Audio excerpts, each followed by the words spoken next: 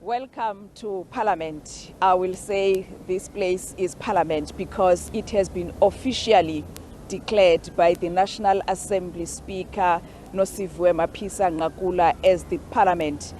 This is the second time that the State of the Nation address is going to be happening here following the fire that destroyed the two buildings of Parliament, the National Assembly where SONA is normally held, as well as the old Assembly building.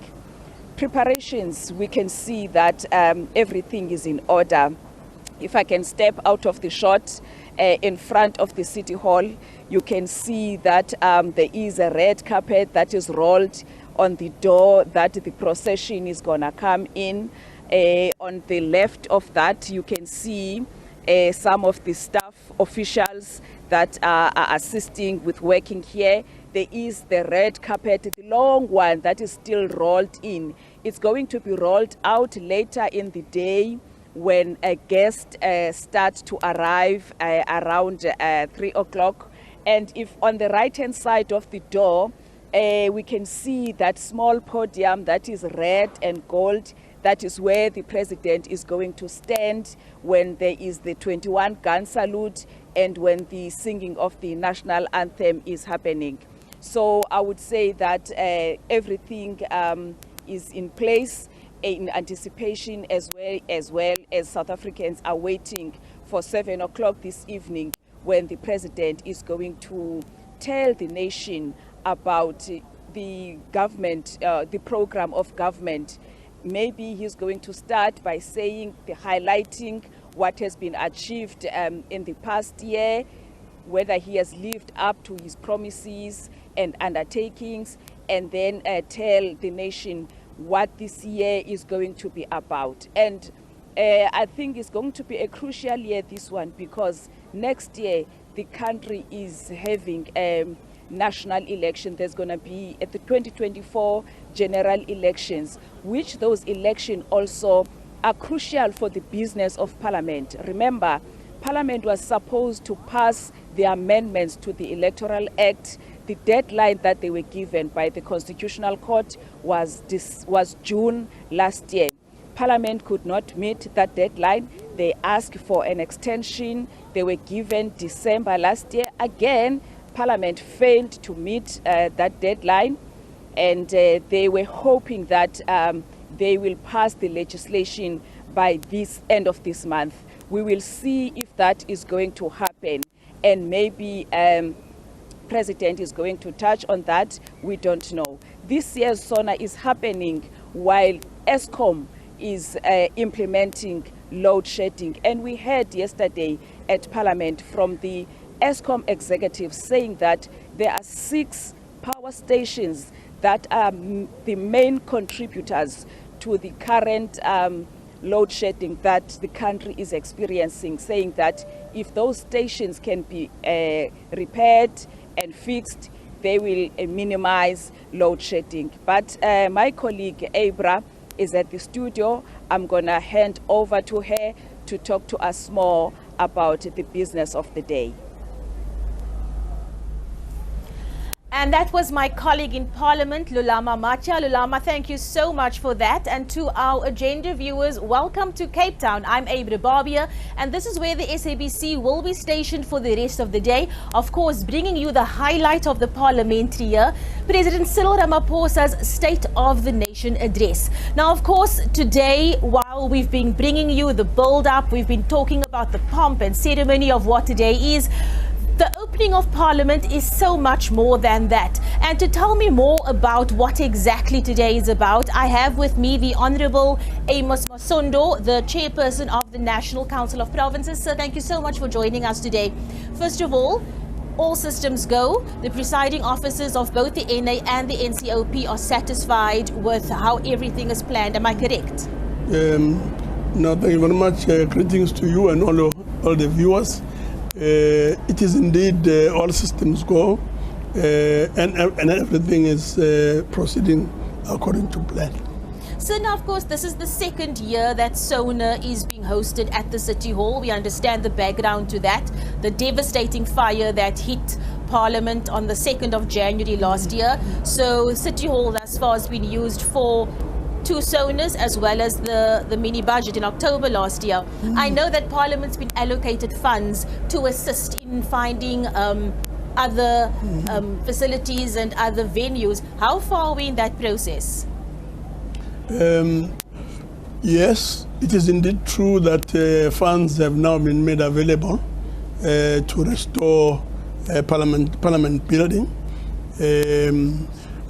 So we are really at a point now where the processes of ensuring that that work begins are in place.